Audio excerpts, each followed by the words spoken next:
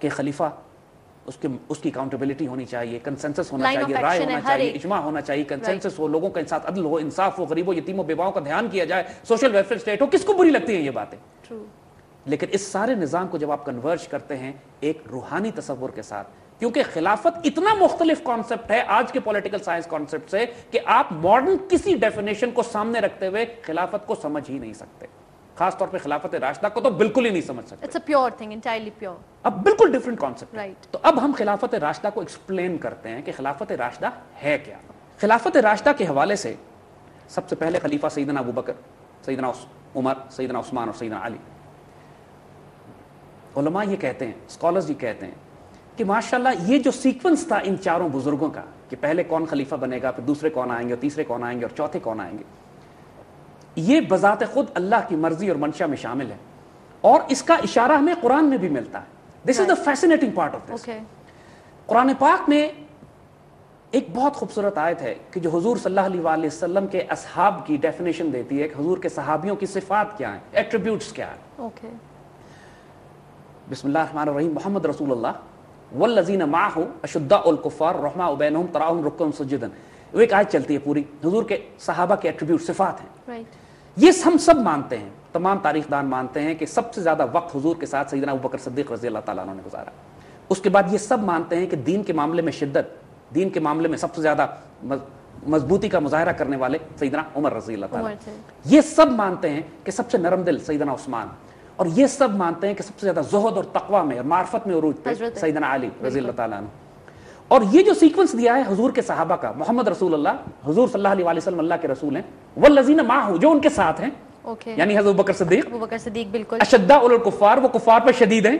اس کے بعد کا سیکوینس ہے وہ سیدنا عمر کی طرف جاتا ہے, رحماء بینہم آپس میں بہت رحیم ہیں سیدنا عثمان, وتراہم رکعا سجدا آپ ان کو دیکھتے ہیں رکوع اور سجدے کرتے ہوئے. انتہائی تک یہ فیسنیٹنگ ایٹریبیوٹس جو اللہ تعالیٰ نے قرآن میں بتائے ہیں. صاحب بصیرت, صاحب نگاہ لوگ کہتے ہیں کہ یہ ایٹریبیوٹس قرآن میں ڈیفائن کر دیے گئے تھے خلافت راشدہ کے کہ یہی سیکوینس ہوگا. ایک بات نوٹ کیجئے کہ خلفائے راشدین چاروں حضور کے رشتہ دار بھی ہیں. بالکل. اور یہ بات عام طور پہ لوگ نوٹ نہیں کرتے کہ ان کی رشتہ داریاں حضور کے ساتھ ہیں کیا. 2 سسر ہیں, 2 داماد ہیں. بالکل. سیدنا ابو بکر صدیق سسر ہیں, سیدنا عمر سسر ہیں, سیدنا عثمان ذو النورین اور سیدنا علی سیدہ فاطمہ طاہرہ کے داماد ہیں. لیکن اس کے باوجود جب خلافت کا کرائٹیریا بنایا جاتا ہے, جب خلیفہ الیکٹ کیے جاتے ہیں یا سلیکٹ کیے جاتے ہیں, تو رشتہ داری کو کہیں بیچ میں نہیں لایا جاتا. This is not the criteria. یہ ایک پہلی بات. آج کل کے ہمارے سیاسی حکمرانوں کو دیکھیے, پریکٹیکلی سیاسی جماعتوں کا حال بھی یہ ہے کہ خاندانی موروثی جائیدادیں ہیں. یہ ہر سیاسی جماعت کسی نہ کسی خاندان کے نام سے چل رہی ہے, جو پاکستان میں بھی ہے. حال یہ ہوتا ہے کہ ایک سیاسی لیڈر, پھر اس کا بیٹا, پھر اس کا بیٹا, پھر اس کا بیٹا, یعنی سو کالڈ ڈیموکریٹک پارٹیز کا حال یہ ہے کہ بادشاہتوں کی طرح اولادیں حکومت کر رہی ہیں. کون سی جمہوریت, کون سی, ایک طرف بادشاہتوں کو برا کہتے ہیں اور خود سیاسی جماعتوں میں بادشاہتیں مقرر کی ہوئی ہیں. مجال نہیں ہے کسی کے اس خاندان کے علاوہ کوئی سیاسی جماعت میں اوپر بھی آ سکے.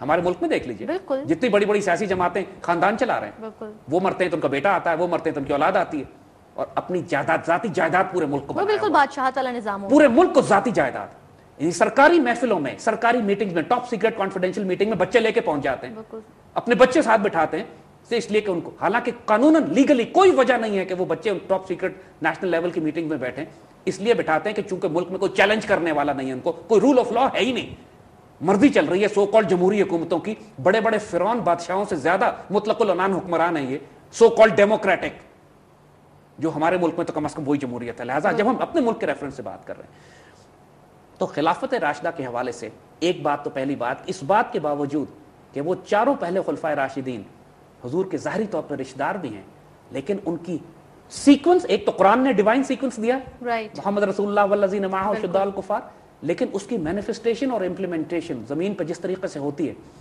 وہ اتنی حیرت انگیز ہے, اتنی جمہوری ہے, اگر ہم کہیں اتنی کنسنسس اور رائے کے اوپر مبنی ہے کہ آج کی دنیا کا بڑے سے بڑا ڈیموکریٹک سسٹم بھی اس کی مثال پیش نہیں کر سکتا. اب ہم آتے ہیں ڈیفینیشن آف خلافت کی طرف. یہ خلافت کہتے کس کو ہے؟ دیکھیے قرآن پاک میں اللہ تعالیٰ نے خلیفہ کی اصطلاح انسان کے لیے عمومی طور پر بھی استعمال کی ہے.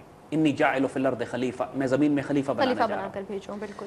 تو ایک ڈیفینیشن تو یہ ہے کہ ہر انسان عمومی طور پر اللہ تعالیٰ کا وائس رائے ہے, اللہ تعالیٰ کا خلیفہ ہے, اللہ تعالیٰ کا نمائندہ ہے, نائب ہے. یہ تو ایک جنرل ڈیفینیشن ہو گئی. لیکن ایک خلافت خاصہ بھی ہوتی ہے, اللہ تعالیٰ کی خاص نمائندگی, خاص. مثال کے طور پہ ہر دور میں جو نبی آئے ہیں وہ اللہ کے خاص خلیفہ ہیں. اور خلافت کا مطلب کیا ہے؟ خلافت کا مطلب یہ ہے کہ آپ اللہ تعالیٰ کے نائب کی حیثیت سے, اللہ تعالیٰ کے ایمبیسڈر کی حیثیت سے, اللہ تعالیٰ کے خاص بندے کی حیثیت سے اس دنیا میں اللہ تعالیٰ کی اتھارٹی کو امپلیمنٹ کریں.